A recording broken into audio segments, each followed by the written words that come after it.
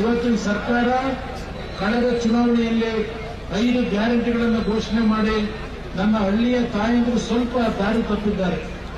ಅವರ ಬದುಕೇನಾಗುತ್ತೆ ಅನ್ನೋದನ್ನ ಯೋಚನೆ ಮಾಡಬೇಕಾಗಿದೆ. ನಿಮ್ಮ ಕುಟುಂಬದ ಬದುಕೇನಾಗಬೇಕು ಯೋಚನೆ ಮಾಡಬೇಕಾಗಿದೆ. ಸ್ನೇಹಿತರೆ ನಮಸ್ಕಾರ. ಮಾತೆ ಮುತ್ತು, ಮಾತೆ ಮೃತ್ಯು. ಮಾತು ಆಡಿದ್ರೆ ಹೋಯ್ತು, ಮುತ್ತು ಹೊಡೆದ್ರೆ ಹೋಯ್ತು. ಇದು ಅಕ್ಷರಶಃ ಸತ್ಯ. ಈಗ ಕುಮಾರಸ್ವಾಮಿ ಆಡಿದಂಥ ಒಂದು ಮಾತು ಇದೇ ರೀತಿಯಾಗಿದೆ. ಮಾತಿನ ಬರದಲ್ಲಿ ಆಡಿದಂತಹ ಒಂದು ಪದ ಈಗ ಕುಮಾರಸ್ವಾಮಿಗೆ ಮುಳುವಾಗಿ ಎಲ್ಲ ರೀತಿಯಲ್ಲೂ ಕೂಡ ಸುತ್ತುಕೊಳ್ಳುವಂಥ ಸಾಧ್ಯತೆ ಸ್ಪಷ್ಟವಾಗಿ ಕಾಣಿಸ್ತಿದೆ. ಕಳೆದ ಬಾರಿಯ ಲೋಕಸಭೆ ಚುನಾವಣೆಯಲ್ಲಿ ಕುಮಾರಸ್ವಾಮಿಯ ಪುತ್ರ ನಿಖಿಲ್ ಕುಮಾರಸ್ವಾಮಿಯ ಸೋಲಿಗೆ ಕಾರಣವಾದಂಥ ಮಾತುಗಳೇ ಈಗ ಮತ್ತೆ ರಿಪೀಟ್ ಆಗ್ತಿದ್ದಾವೆ. ಕುಮಾರಸ್ವಾಮಿ ಅವತ್ತು ಆಡಿದಂಥ ಒಂದೊಂದು ಮಾತುಗಳನ್ನು ಬಹುಶಃ ಯಾರೂ ಕೂಡ ಇವತ್ತು ಮರೆಯೋಕೆ ಸಾಧ್ಯವಿಲ್ಲ. ಸ್ವತಃ ಸುಮಲತಾ ಅಂಬರೀಶ್ ಅವರು ಕೂಡ ಇವತ್ತು ಕುಮಾರಸ್ವಾಮಿಯ ಪಕ್ಕ ಹೋಗಿ ಕೂತಿರ್ಬೋದು. ಆದರೆ ಕುಮಾರಸ್ವಾಮಿ ಆಡಿದಂಥ ಮಾತುಗಳನ್ನು ಮರೆಯೋಕೆ ಅಸಾಧ್ಯ.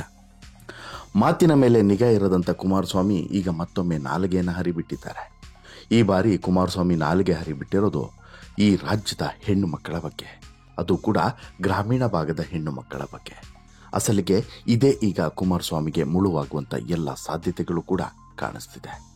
ರಾಜ್ಯದ ಮಹಿಳೆಯರ ಬಗ್ಗೆ ಕುಮಾರಸ್ವಾಮಿ ಆಡಿದಂಥ ಒಂದು ಮಾತು ಈಗ ಕುಮಾರಸ್ವಾಮಿಗೆ ಎಲ್ಲ ರೀತಿಯಲ್ಲೂ ಕೂಡ ಗುಮ್ಮುವಂತಹ ಎಲ್ಲ ಸಾಧ್ಯತೆಗಳು ಸ್ಪಷ್ಟವಾಗಿ ಕಾಣಿಸ್ತಿದೆ. ಮಹಿಳೆಯರು, ಅದರಲ್ಲೂ ಕೂಡ ಹಳ್ಳಿಯ ಮಹಿಳೆಯರು ದಾರಿ ತಪ್ಪಿದ್ದಾರೆ ಅಂತೇಳಿ ಹೇಳಿರೋದು ಕುಮಾರಸ್ವಾಮಿಗೆ ಹಳ್ಳಿಯ ಮಹಿಳೆಯರು ಗ್ರಹಚಾರ ಬಿಡಿಸೋದು ಸ್ಪಷ್ಟವಾಗಿ ಕಾಣಿಸ್ತಿದೆ. ಹಾಗಾದರೆ ಕುಮಾರಸ್ವಾಮಿಯವರು ಆಡಿದಂಥ ಮಾತೇನು? ಕುಮಾರಸ್ವಾಮಿಗೆ ಈ ಮಾತು ಎಷ್ಟು ಕಾಸ್ಟ್ಲಿ ಆಗಬಹುದು? ಇದರ ಎಫೆಕ್ಟು ಹೇಗೆಲ್ಲ ತಟ್ಟಬಹುದು? ಕಾಂಗ್ರೆಸ್ ಇದನ್ನು ಹೇಗೆ ಯುಟಿಲೈಸ್ ಮಾಡ್ಕೊಳ್ಳೋಕ್ಕೆ ಸಿದ್ಧವಾಗಿದೆ? ಇದೆಲ್ಲದರ ಬಗ್ಗೆ ಕಂಪ್ಲೀಟ್ ಮಾಹಿತಿಯನ್ನು ನಿಮ್ಮ ಮುಂದೆ ಇಡ್ತಾ ಹೋಗ್ತೀನಿ. ಅದಕ್ಕಿಂತ ಮುಂಚೆ ನೀವಿನ್ನೂ ಕೂಡ ನಮ್ಮ ಚಾನಲನ್ನು ಸಬ್ಸ್ಕ್ರೈಬ್ ಮಾಡಿಲ್ಲ ಅಂದರೆ ದಯವಿಟ್ಟು ಕೂಡಲೇ ಸಬ್ಸ್ಕ್ರೈಬ್ ಮಾಡಿ ಸ್ನೇಹಿತರೆ. ನಾನೀಗಾಗಲೇ ಹೇಳಿದಂತೆ ಮಾತು ಆಡಿದರೆ ಹೋಯ್ತು, ಮುತ್ತು ಹೊಡೆದ್ರೆ ಹೋಯ್ತು. ಇದೇ ರೀತಿಯಾದಂಥ ಮಾತುಗಳು ಕಳೆದ ಎಲೆಕ್ಷನ್ನಲ್ಲೂ ಕೂಡ ಕುಮಾರಸ್ವಾಮಿಗೆ ಬೆಂಬಿಡದೆ ಬೂತದಂತೆ ಕಾಡಿತ್ತು. ಅಸಲಿಗೆ ಕುಮಾರಸ್ವಾಮಿಯವರ ಸೋಲಿಗೂ ಕೂಡ ಇದೇ ಮಾತುಗಳು ಕಾರಣ ಆಗಿತ್ತು. ಇದೇ ರೀತಿ ಈ ಬಾರಿಯೂ ಕೂಡ ಆಗಿದೆ. ಗ್ಯಾರಂಟಿಗಳಿಂದ ಹಳ್ಳಿಯ ಹೆಣ್ಣು ಮಕ್ಕಳು ದಾರಿ ತಪ್ಪಿದ್ದಾರೆ ಎನ್ನುವಂತಹ ಈ ಕುಮಾರಸ್ವಾಮಿ ಆಡಿದಂಥ ಒಂದೇ ಮಾತು. ಈ ಮಾತನ್ನು ಬೇರೆ ಯಾರೋ ಕಾಂಜಿ ಪಿಂಜಿ ನಾಯಕರು ಆಡಿದರೆ ಬಹುಶಃ ಇಷ್ಟು ತೂಕ ಬರ್ತಿರಲಿಲ್ಲ ಈ ಹೇಳಿಕೆಗೆ. ಬಟ್ ಆದರೆ ಕುಮಾರಸ್ವಾಮಿ ಬಾಯಲ್ಲಿ ಇಂಥದ್ದೊಂದು ಮಾತು ಬಂದಿತ್ತು, ಅದು ಕೂಡ ಮಾಜಿ ಮುಖ್ಯಮಂತ್ರಿಗಳು. ಜೊತೆಗೆ ಇದೇ ಹೆಣ್ಣು ಮಕ್ಕಳಿಂದನೇ ಓಟನ್ನು ಪಡೆದು ರಾಜಕಾರಣದಲ್ಲಿ ಈ ಹಂತಕ್ಕೆ ಬಂದವರು. ಜೊತೆಗೆ ಕೃಷಿಕರು, ರೈತರ ಪರವಾಗಿ ನಾವಿದ್ದೇವೆ ಅಂತೇಳಿ ಬಂಡೆಯನ್ನು ಹೊಡ್ಕೊಳ್ಳೋರು, ಇವರೆಲ್ಲರ ಜೊತೆಗೆ ಒಂದು ರೀತಿಯಲ್ಲಿ ನಿಕಟವಾದಂಥ ಸಂಪರ್ಕವನ್ನು ಹೊಂದಿದಂಥ ಕುಮಾರಸ್ವಾಮಿ ಆಡಿದಂಥ ಇದೊಂದು ಮಾತು ಈಗ ಭಾರಿ ಕೋಲಾಹಲಕ್ಕೆ, ಅಸಲಿಗೆ ಮಾತನಾಡುವಂಥ ಬರದಲ್ಲಿ ಮತ್ತು ಚುನಾವಣೆ ಪ್ರಚಾರದ ಬರದಲ್ಲಿ, ಕಾಂಗ್ರೆಸ್ನ ಗ್ಯಾರಂಟಿಗಳನ್ನು ಮೂದಲಿಸುವಂಥ ಬರದಲ್ಲಿ ಕುಮಾರಸ್ವಾಮಿ ಆಡಿದಂಥ ಮಾತಿದು.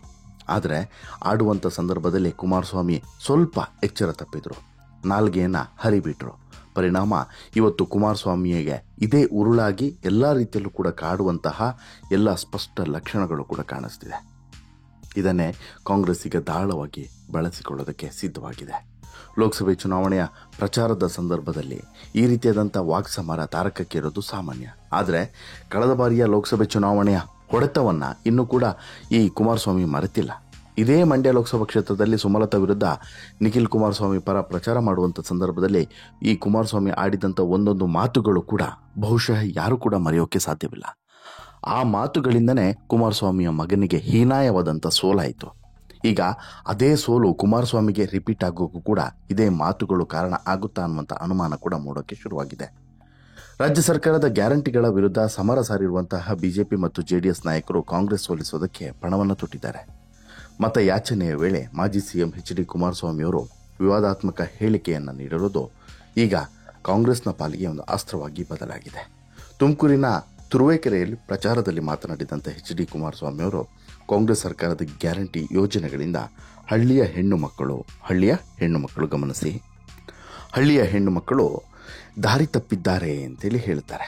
ಇವತ್ತಿನ ಸರ್ಕಾರ ಕಳೆದ ಚುನಾವಣೆಯಲ್ಲಿ 5 ಗ್ಯಾರಂಟಿಗಳನ್ನು ಘೋಷಣೆ ಮಾಡಿ ನಮ್ಮ ಹಳ್ಳಿಯ ತಾಯಂದಿರು ಸ್ವಲ್ಪ ದಾರಿ ತಪ್ಪುವಂತೆ ಮಾಡಿದ್ದಾರೆ. ಅವರ ಬದುಕು ಏನಾಗ್ತದೆ ಎಂಬುದು ಯೋಚನೆ ಮಾಡಬೇಕಾಗುತ್ತೆ. ನಿಮ್ಮ ಕುಟುಂಬದ ಬದುಕು ಏನಾಗುತ್ತೆ ಅಂತೇಳಿ ಯೋಚನೆ ಮಾಡಬೇಕಾಗುತ್ತೆ ಅಂತೇಳ್ಬಿಟ್ಟು ಹೇಳಿದ್ದು ರಾಜ್ಯ ರಾಜಕೀಯದಲ್ಲಿ ಭಾರಿ ಬಿರುಗಾಳಿಯನ್ನೇ ಎಬ್ಬಿಸಿದೆ. ಅಸಲಿಗೆ ಇಲ್ಲಿ ಕುಮಾರಸ್ವಾಮಿ ಹೇಳಿದಂಥ ಮಾತನ್ನು ಯಾರೂ ಕೂಡ ಒಪ್ಪೋಕ್ಕೆ ಸಿದ್ಧವಿಲ್ಲ. ಕುಮಾರಸ್ವಾಮಿ ಆಡಿದಂಥ ಮಾತುಗಳು ಕುಮಾರಸ್ವಾಮಿಗೆ ಚಂದ. ಕುಮಾರಸ್ವಾಮಿ ಆಡಿದಂಥ ಮಾತುಗಳಿಗೆ ತುಂಬ ಕಾಸ್ಟ್ಲಿ ಆದಂತಹ ಒಂದು ಶಿಕ್ಷೆಯನ್ನೇ ಅನುಭವಿಸಬೇಕಾಗ್ಬೋದು. ಕಾರಣ ಮೊನ್ನೆ ಅಷ್ಟೇ ನಾವೆಲ್ಲರೂ ಕೂಡ ನೋಡಿದ್ದೇವೆ, ಇದೇ ಗ್ಯಾರಂಟಿಗಳಿಂದ ಆ ಕಾಂಗ್ರೆಸ್ ಸರ್ಕಾರ ಮಾಡಿರೋದು ಫೈನಾನ್ಷಿಯಲಿ ಕರೆಕ್ಟ್ ಇದೆಯೋ, ಫೈನಾನ್ಷಿಯಲಿ ಪ್ಲಾನಿಂಗ್ ಪ್ರಕಾರ ರಾಂಗ್ ಇದೆಯೋ, ಅವೆಲ್ಲದೂ ಕೂಡ ಒಂದು ಭಾಗ. ಇದರಿಂದ ಫೈನಾನ್ಷಿಯಲಿ ದೊಡ್ಡ ಹೊಡೆತವನ್ನು ನಾವೆಲ್ಲರೂ ಕೂಡ ಎದುರಿಸಬೇಕಾಗುತ್ತೆ. ಆಮೇಲೆ ಈ ರಾಜಕೀಯ ಉದ್ದೇಶದಿಂದ ನೋಡಿದ್ರೆ ಅದು ಬೇರೆ ರೀತಿಯಲ್ಲೇ ಕಾಣಿಸುತ್ತೆ. ಬಟ್ ಆದರೆ ಒಂದು ಮಹಿಳೆಯರಿಗೆ 2,000 ತಿಂಗಳಿಗೆ ಕೊಡುವಂಥದ್ದು, ಆ 2,000ದಿಂದ ಎಷ್ಟೋ ನಿಜವಾದಂತಹ ಅವಶ್ಯಕತೆ ಇರುವಂತಹ ಕುಟುಂಬಗಳ ಬದುಕು ಬದಲಾಗಿದೆ ಅನ್ನೋದನ್ನು ನಾವು ಅರ್ಥ ಮಾಡ್ಕೋಬೇಕು. ಮೊನ್ನೆನೂ ಕೂಡ ನೋಡಿದ್ರಿ ನೀವು, ಈ ಸೆಕೆಂಡ್ PUC ರಿಸಲ್ಟ್ ಬಂದಂಥ ಸಂದರ್ಭದಲ್ಲಿ ಎಷ್ಟೋ ಜನರ ಬದುಕು ಬದಲಾಗಿದ್ದು ಈ 2,000 ರೂಪಾಯಿಯಿಂದ. ಎಷ್ಟೋ ಜನರು TV, ಫ್ರಿಜ್ಜು, ಮತ್ತೊಂದು ವಸ್ತುಗಳನ್ನು ತೆಗೆದುಕೊಳ್ಳೋಕ್ಕೆ ಸಾಧ್ಯವಾಗಿದ್ದು ಈ 2,000 ರೂಪಾಯಿಯಿಂದ ಅಂತೇಳಿ ಹೇಳ್ತಾರೆ. ಅಂದರೆ ಒಂದು ಲೆಕ್ಕಾಚಾರದಲ್ಲಿ ಈ 2,000 ರೂಪಾಯಿ ಅವರ ಬದುಕನ್ನೇ ಬದಲಾಯಿಸುತ್ತು ಅಂತೇಳಿ, ಅಷ್ಟು ಅಮೂಲ್ಯವಾಗಿದ್ದು ಆ 2,000 ಅಂತೇಳಿ. ಹಾಗಾಗಿ ಕುಮಾರಸ್ವಾಮಿಯ ವಿರುದ್ಧ ಈಗ ಮಹಿಳೆಯರು ಸಹಜವಾಗಿ ಆಕ್ರೋಶದ ಒಂದು ಬೆಂಕಿಯನ್ನೇ ಅಥವಾ ಬೆಂಕಿ ಉಂಡೆಯನ್ನೇ ಉಗುಳುತ್ತಿದ್ದಾರೆ. ಈಗಾಗಲೇ ಮಂಡ್ಯದಲ್ಲಿ ಕುಮಾರಸ್ವಾಮಿ ವಿರುದ್ಧ ಮಹಿಳೆಯರು ಸಿಡಿದೆದ್ದಿದ್ದಾರೆ, ತೀವ್ರ ಆಕ್ರೋಶವನ್ನು ವ್ಯಕ್ತಪಡಿಸುತ್ತಿದ್ದಾರೆ. ಕುಮಾರಸ್ವಾಮಿಯವರು ಮಂಡ್ಯ BJP ಮತ್ತು JDS ಅಭ್ಯರ್ಥಿಯಾಗಿದ್ದು, ಸಂಜಯ್ ವೃತ್ತದಲ್ಲಿ ಕಾಂಗ್ರೆಸ್ ಮಹಿಳಾ ಘಟಕದಿಂದ ಈಗಾಗಲೇ ಪ್ರತಿಭಟನೆ ನಡೆದಿದೆ. ಗೋ ಬ್ಯಾಕ್ ಕುಮಾರಸ್ವಾಮಿ ಅನ್ನೋಂಥ ಘೋಷಣೆಯನ್ನು ಕೂಗಿದ್ದಾರೆ. HDK ಹೇಳಿಕೆಯನ್ನು ಖಂಡಿಸಿ ಗೋ ಬ್ಯಾಕ್ ಪೋಸ್ಟರ್ಗಳನ್ನು ಹಿಡಿದು ಆಕ್ರೋಶವನ್ನು ಹೊರಗಡೆ ಹಾಕಿದ್ದಾರೆ. ಇನ್ನು HDK ಹೇಳಿಕೆಗೆ ಸಿದ್ದರಾಮಯ್ಯ, DK ಶಿವಕುಮಾರ್ ಕೆಂಡಾಮಂಡಲರಾಗಿದ್ದಾರೆ. DK ಶಿವಕುಮಾರ್ ಅವರು HDK ಹೇಳಿಕೆ ಇಡೀ ಮಾನವ ಕುಲಕ್ಕೆ ಆದಂಥ ಅವಮಾನ, ನನ್ನ ಅಕ್ಕ ತಂಗಿ ತಾಯಂದಿರಿಗೆ ಅಪಮಾನ ಮಾಡಿದ್ದಾರೆ, ಇದು ರಾಜ್ಯಕ್ಕೆ ತಾಯಿ ಚಾಮುಂಡಿಗೆ ಆದಂಥ ಅವಮಾನ ಅಂತೇಳಿ ಹೇಳಿದ್ದಾರೆ.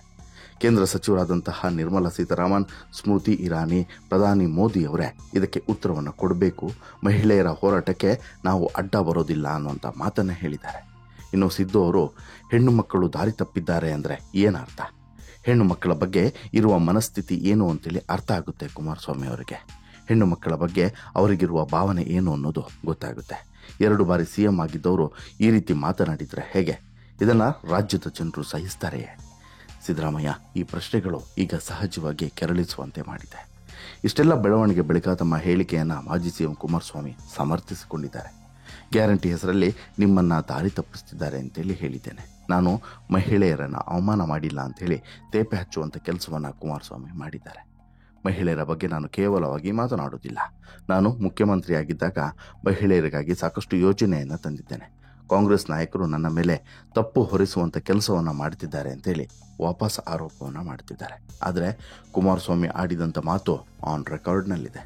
ಕುಮಾರಸ್ವಾಮಿ ಆಡಿದಂಥ ಮಾತುಗಳು ಇವತ್ತಿಗೂ ಕೂಡ ಮಹಿಳೆಯರ ಕಿವಿಯಲ್ಲಿ ಗುಣಗುಣಿಸ್ತಿದೆ. ಕುಮಾರಸ್ವಾಮಿ ಆಡಿದಂಥ ಪ್ರತಿಯೊಂದು ಪದಗಳು ಕೂಡ ಇವತ್ತಿಗೂ ಎಲ್ರಿಗೂ ಕೂಡ ಗೊತ್ತಾಗ್ತಿದೆ. ಹಳ್ಳಿಯ ಮಹಿಳೆಯರು ದಾರಿ ತಪ್ಪಿದ್ದಾರೆ ಅಂತ ಹೇಳಿದ್ರೆ, ಅಂದರೆ ಈ 2,000ದಿಂದನೇ ದಾರಿ ತಪ್ಪೋಕ್ಕೆ ಹೇಗೆ ಸಾಧ್ಯ ಅನ್ನೋದು ಈಗಿರುವಂಥ ಪ್ರಶ್ನೆ. ಅಸಲಿಗೆ ಕುಮಾರಸ್ವಾಮಿಗೆ ಇಂತಹ ಲೂಸ್ ಟಾಕ್ಗಳನ್ನು ಆಡೋದು ಹೊಸದೇನಲ್ಲ, ಅನುಭವ ಇಲ್ಲದೆ ಇರೋದೇನಲ್ಲ. ಈ ಹಿಂದೆಯೂ ಕೂಡ ಮಹಿಳೆಯರ ಬಗ್ಗೆ ಸಾಕಷ್ಟು ಸಲ ಲೂಸ್ ಟಾಕ್ಗಳನ್ನು ಆಡಿದ್ದಾರೆ.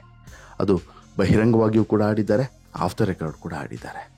ಆದರೆ ಈ ಬಾರಿ ಆಡಿರುವಂಥ ಮಾತು ಬಹುಶಃ ಕುಮಾರಸ್ವಾಮಿಯವರು ಕನಸು ಮನಸ್ಸಿನಲ್ಲೂ ಕೂಡ ಯೋಚನೆ ಮಾಡಲಿಕ್ಕಿಲ್ಲ, ಈ ರೀತಿ ಬಂದು ಬ್ಯಾಕ್ ಬೌನ್ಸ್ ಆಗುತ್ತೆ ಅಂತ ಹೇಳಿ.